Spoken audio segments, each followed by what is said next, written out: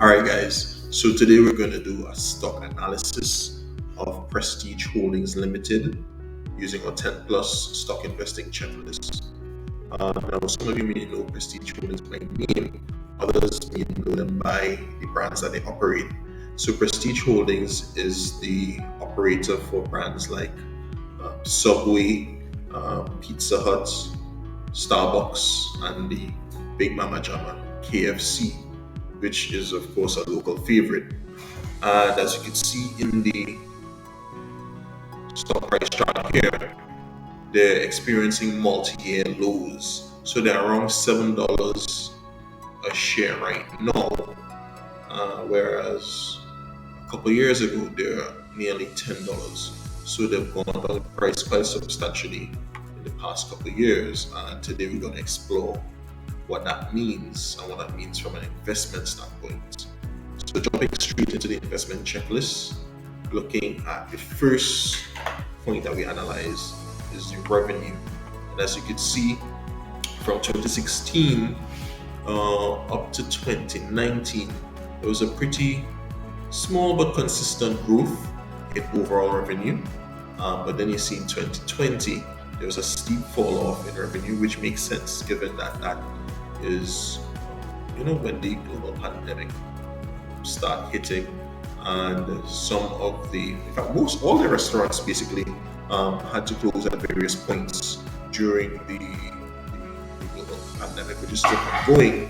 Now, some of the restaurants have reopened since then, um, but I'm curious to see at the end of the year what the financials look like, because even though most of them are open now, some of the restaurants will, I imagine, will not be nearly as profitable, given that there are restrictions in use. You can't have in-house dining, and some of their brands like Pizza Hut, and to some extent as well, Starbucks, really thrive on in-house consumption. Um, some of them are not really amenable to takeaway. So I'm really curious to see what that will look like coming soon. So even though this is a pretty significant reduction in revenue, that may not necessarily mean that this is a bad investment. It all stems from, it all depends on whether you see Prestige Holdings recovering from this global pandemic and the effects of the new health regulations, whenever that may be. If they're able to weather the storm, do they have enough financial firepower to weather the storm? And we'll see more about that later on. All right. So, second point we're going to look at is the, is it profitable? So, scrolling down to net income. All right. So, from 2016, you see that net income or profitability has been decreasing quite substantially. We took from 47, I think this is 47 million, to 26 million in 2019, 36, sorry, in 2019. But in 2020, they actually made a loss. Again, this makes sense given that their operations were stymied by the health regulations put in place by the government. So it makes sense for them to make a loss at this point. So again, understanding the reason why a company is making a loss is important to determine whether it's actually still an investable opportunity, an investable company, or something that you need to stay well clear of. So this is a definite X, but so far I'm not completely turned off by Prestige Holdings because I understand the reasons why revenue has declined, and I can understand the reason why that profitability has moved from the black to the red. All right, the next thing we're going to look at is free cash flow. And free cash flow has dropped quite considerably over the years, and until the point that in 2020 it is next to nothing really. Um, in 2020, I can understand it being so low given the decrease in revenue and profitability, etc. But I think part of the decline in free cash flow in like 2017 and 2018, maybe due to some of the investments that they've been making. I know that that is around the time um, that Starbucks was just getting going. So it may be that that decline in free cash flow may be due to rolling out that new um, segment of the company. And I know that in the long term, I think they're hoping that Starbucks will be one of their premier brands and most profitable brands. And I think from reading some of the material, I think Starbucks is currently number two in terms of revenue and profitability. So it may well be that this temporary decline in free cash flow that you're seeing prior to the pandemic, maybe due to that activity, and it will be justified. But that's something that you need to research further to make sure of. Right. So the next thing that we look at is if they pay a reliable dividend. And we see from 2016, the dividend has the amount paid out in the dividend has been reduced marginally each year from 2016 to 2019, and it looks like the dividend was suspended in 2020, which makes sense. If your revenue is cut considerably, it makes financial sense to stop paying a dividend because you need to hold that whatever cash reserves you have for um, to weather the storm, and in this case, it's due to the restrictions due to the global pandemic. So that makes sense for them to cut the dividend or suspend the dividend.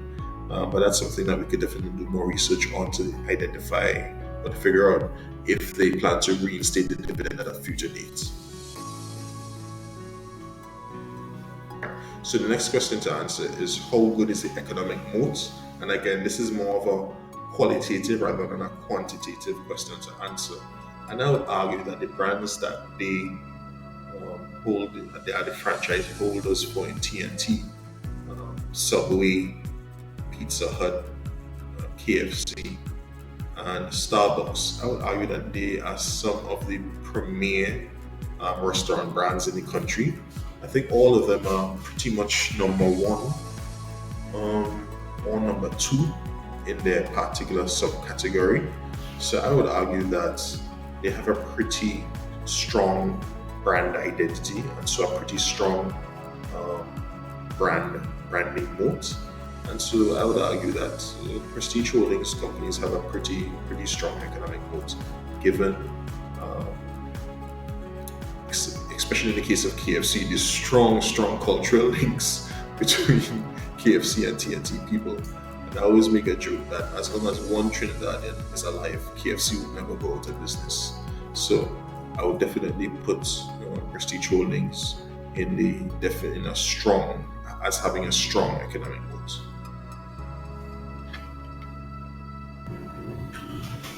Moving on to another metric that analyzes the management of the company is the return on invested capital. But I'm not seeing any data on that metric here, which is unsurprising because, to be honest, the data available for companies on the TT Stock Exchange really pales in comparison to what you could find on companies listed on the NYSE and LSE and other foreign stock exchanges. Now, another important question is, does the management own stock? And you'd like to see a situation where the management team, in particular the founders, if the founders are still involved, are heavily invested in the company, because you find that if people have skin in the game, they usually make best long-term decisions. So again, the market data available is not easily forthcoming.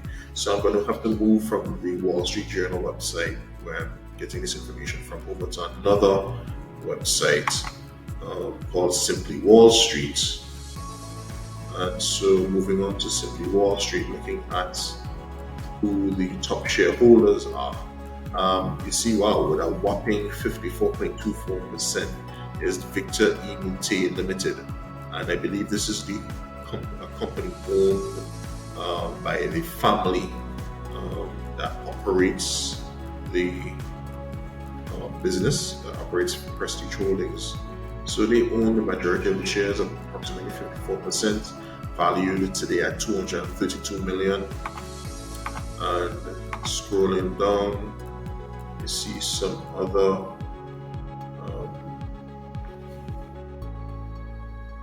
persons on the executive team.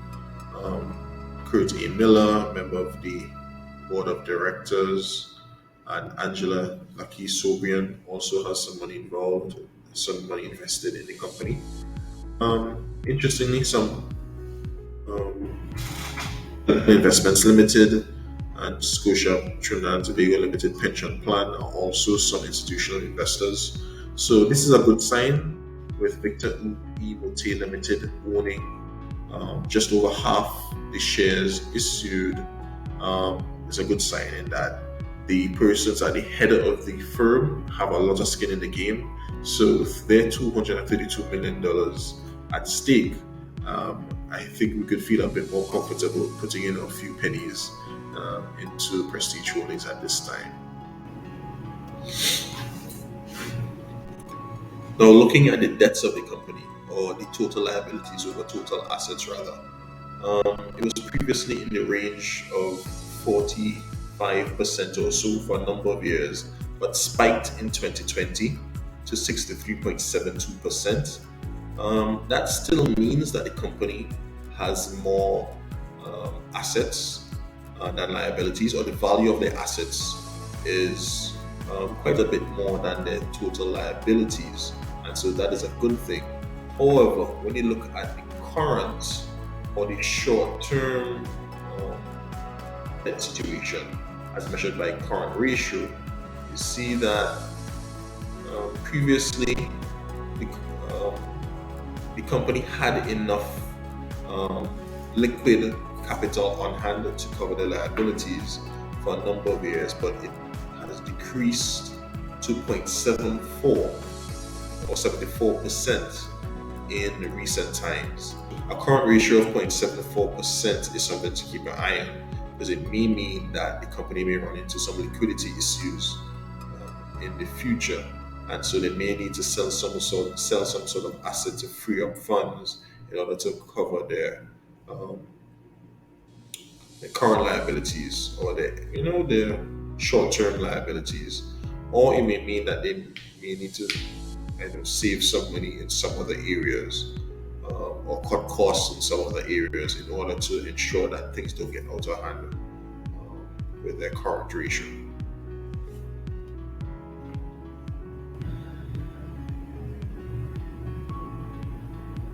Now, the second to last question we need to answer is, am I being diluted?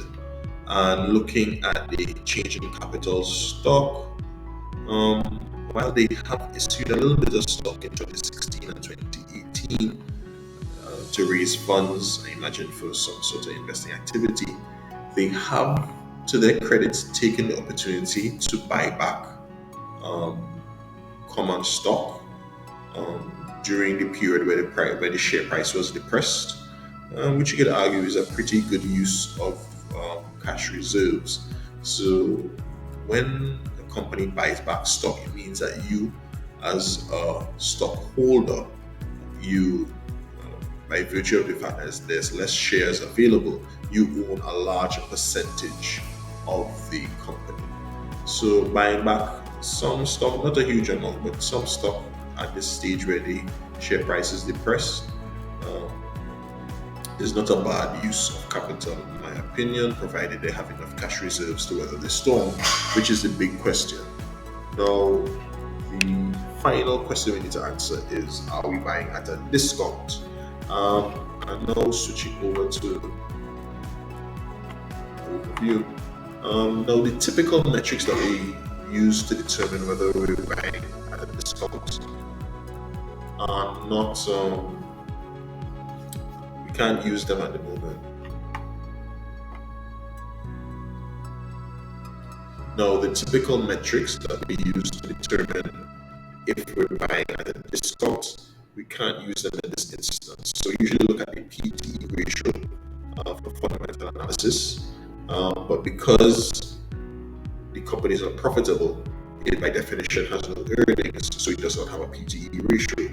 and also even the technical analyses that we use using the simple moving averages at the 50, 100, and 200-day level. It's hard to get that data because stocks on the TT stock exchange are so illiquid that getting those graphs are very, very hard. That's why even looking at the graph of the stock price, just put it up here, you see how jerky it is. That jerky looking graph of stock price is just an indication of how infrequently the stock trades compared to other stocks you find on international stock exchanges.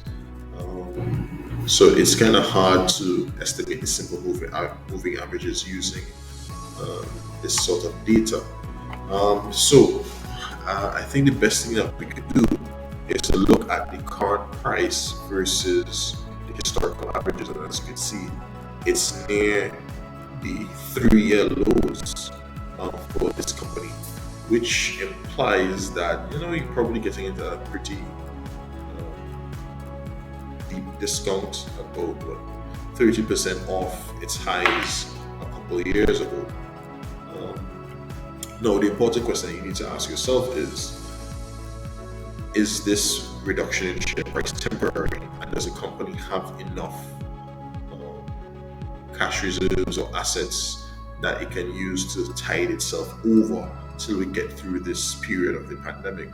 Now, that question is kind of hard to answer because we don't know how long these government regulations are going to be in place, which will affect its profitability and, well, it affect its revenue, I should say, because it's not even profitable right now. So, how long can this company remain profitable before we're out of business? To answer that question, we need to do a lot more in-depth research, and so this was just a surface view look at Prestige Holdings. So far, we have quite a few X's on some of the metrics that we typically look at, but that does not necessarily mean that it's a no. Honestly, I'd have to leave that to you guys to look deeper into the company to see if this temporary price reduction is something that you could, stomach, and if you have enough confidence that this company could ride out the storm, and I could understand the reasons why, then this may well be a great buying opportunity for Prestige Holdings. So, thanks for viewing and keep investing.